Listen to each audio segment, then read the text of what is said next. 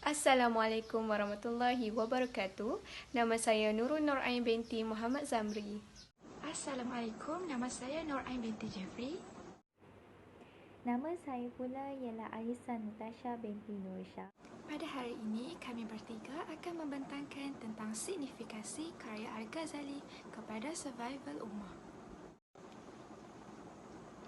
Imam Al-Ghazali merupakan seorang tokoh ilmuwan Islam yang terkenal bukan sahaja di kalangan umat Islam, bahkan juga dari kalangan bukan Islam.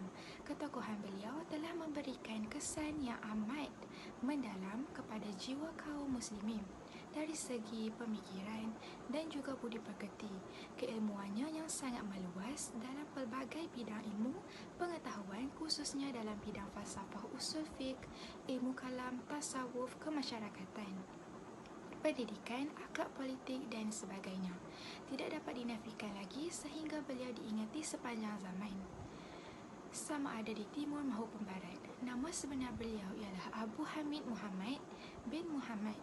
Beliau telah diberikan dengan beberapa gelaran selepas kewafatannya seperti Hujjah al-Islam dan Zain al-Din.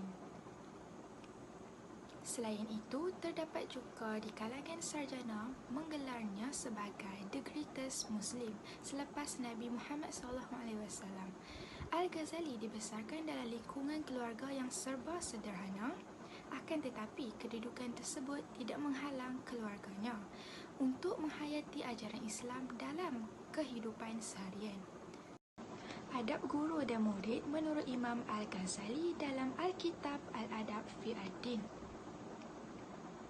Akhlak merupakan ukuran kepribadian seseorang Muslim. Apabila akhlak seseorang tercemar dengan nilai-nilai yang bertentangan dengan syariat Islam, maka terjadinya kepribadian yang tercela.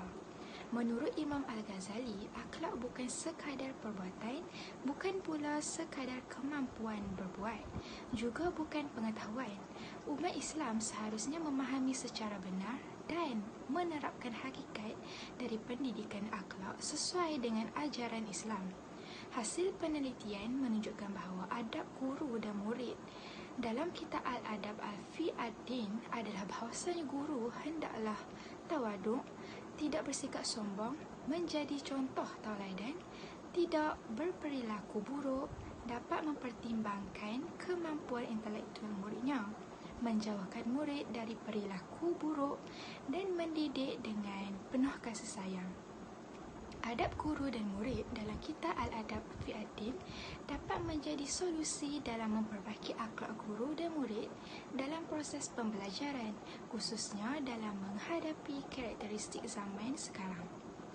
Imam Al-Ghazali juga menjelaskan dalam kitab Al-Adab fi ad-Din iaitu seorang ahli ilmu hendaknya sentiasa belajar atau mendalami ilmu serta mengamalkannya. Selain itu, menjaga kewibawaan dan menjauhkan diri dan meninggalkan dari berbagai hal yang menjerumuskan kepada sikap takabur, termasuk kewajipan seseorang ahli ilmu. Ahli ilmu mestilah memiliki sifat sabar terhadap anak didik, berperilaku baik terhadap orang yang memiliki potensi, meninggalkan sifat sombong, tidak memberitahu ketika ditanya murid, membantu menyelesaikan masalah murid dan mendengarkan keseluruhan anak didik. Kesimpulan daripada adab guru dan murid menurut Imam Al-Ghazali dalam kitab Al-Kitab Al-Adab fi ad-Din, adab guru dan murid amatlah penting dalam kehidupan kita. Al-Ghazali menyebutkan sifat terpenting yang harus dimiliki seseorang muta'alim adalah bersifat tawaduk. Setiap orang yang memerlukan ilmu, pengetahuan dan memerlukan bimbingan, pelatihan dari seseorang pendidik untuk mengembangkan potensi diri melalui proses pendidikan dan pembelajaran sehingga tercapai tujuan yang optimal. Permulaan jalan hidayah dalam kitab Biadatul Hidayah. Sesungguhnya, menurut kitab Biadatul Hidayah telah menyatakan terdapat 3 jenis golongan keadaan manusia dalam menuntut ilmu. Golongan manusia yang pertama ialah golongan manusia yang mempunyai niat dalam menuntut ilmu agar mereka boleh mendapat keredaan dari Allah SWT. Di samping itu, mereka turut beramal dengan ilmu tersebut. Justru itu, golongan manusia ini akan disayangi oleh Allah SWT.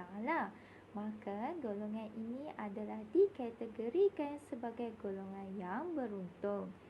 Seterusnya, golongan yang kedua adalah golongan manusia yang mencari ilmu hanya untuk mendapat keuntungan kepada diri sendiri.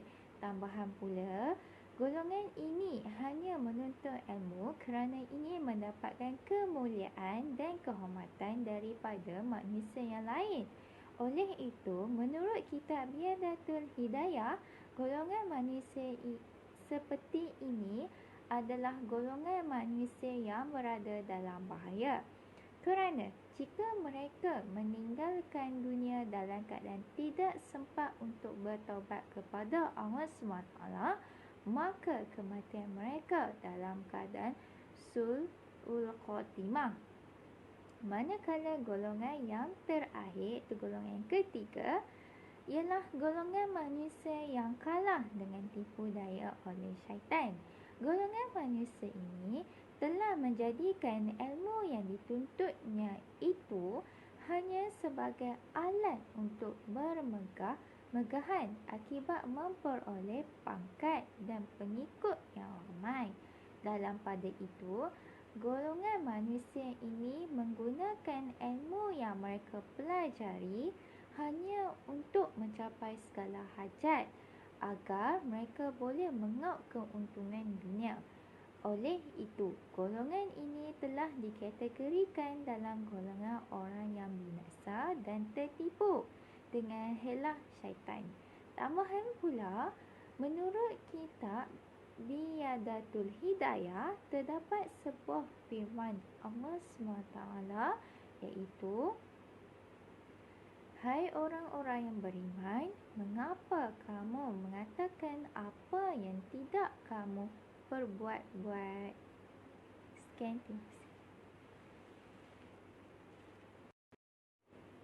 Seterusnya, saya ingin membentangkan pula mengenai kebangkitan ilmu agama dalam kitab Ihya Ulumuddin.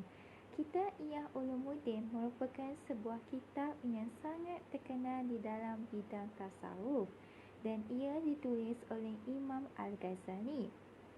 Secara asasnya, kitab ini membincangkan mengenai isu kebangkitan ilmu-ilmu agama. Selain itu, kitab Ihya Ulumuddin sering dirujuk terutamanya di rantau alam Melayu. Sementara itu, tujuan utama Imam Al-Ghazali menulis kitab ini kerana beliau menyedari terdapat beberapa penyelewengan dalam teori tasawuf dan konsep fiqh. Hal ini kerana ilmu-ilmu tersebut hendaklah merujuk terlebih dahulu kepada sumber primer. Justru itu, beliau telah merujuk kepada sumber primer dan sekunder sebelum beliau mengutarakan pemikirannya terhadap ilmu teori tasawuf dan konsep fiqh. Lalu, sekiranya pendapat beliau telah diyakini benar dan tepat, barulah beliau akan menulis di dalam kitabnya.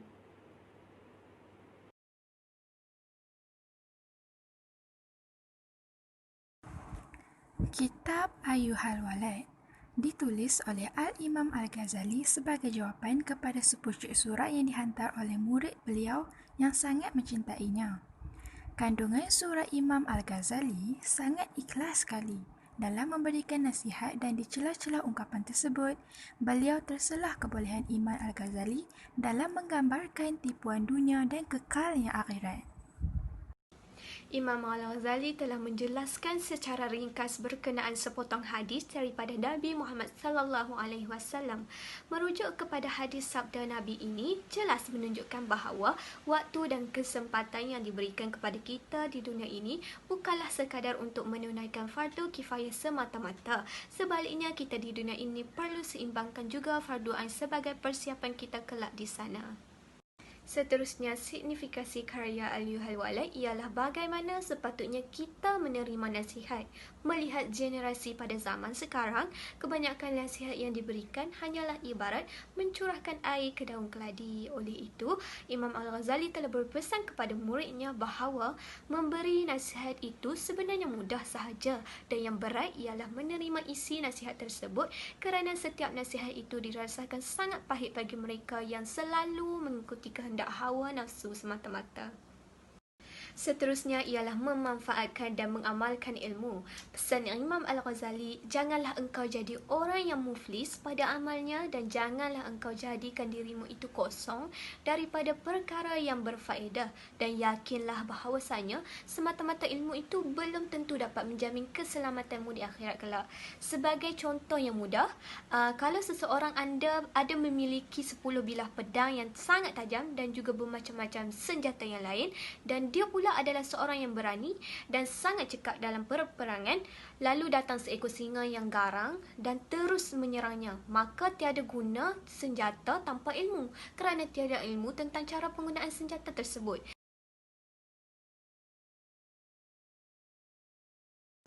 Akhir-akhir ini, masyarakat sering memandang serong terhadap pandangan dalam mengenali diri sendiri.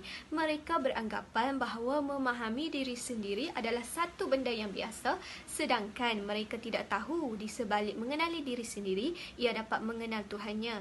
Selain itu, ialah mengenal Allah. Dalam Al-Quran telah bermafhum, tidakkah manusia tahu bahawa sebelumnya ia bukan apa-apa. Bukan itu sahaja, sifat-sifat manusia juga merupakan sebuah pantulan kepada kekuasaan Allah Subhanahu Wa Taala. Berikutnya ialah mengenal akhirat. Ianya bermaksud mempercayai Al-Quran dan Sunnah. Bukan itu sahaja, tidak dilupakan dengan mengenal syurga dan juga neraka. Madah seterusnya ialah mengenal dunia. Imam Al-Ghazali menggariskan bahawa ada beberapa hal di dunia ini yang tidak layak dicela seperti ilmu dan amal yang baik. Kesimpulannya, Imam Al-Ghazali mempunyai pelbagai ilmu pengetahuan yang sangat luas dan menguasai berbagai-bagai bidang ilmu. Imam Al-Ghazali sangat mencintai ilmu pengetahuan. Beliau juga sanggup meninggalkan segala kemewahannya, hidup untuk bermusafir demi untuk mencari dan menuntut ilmu pengetahuan. Beliau terkenal sebagai ahli falsafah Islam yang telah mengharumkan nama ulama Islam di Eropah melalui hasil-hasil karyanya yang bermutu tinggi. Imam Al-Ghazali adalah ahli fikir Islam yang telah meninggalkan jasa yang dapat dinilai melalui hasil-hasil karyanya. Beberapa hasil karya Imam Al-Ghazali telah diterjemahkan ke dalam berbagai-bagai bahasa Eropah untuk dijadikan rujukan kepada penuntut-penuntut di pusat-pusat pengajian tinggi. Sekian, terima kasih.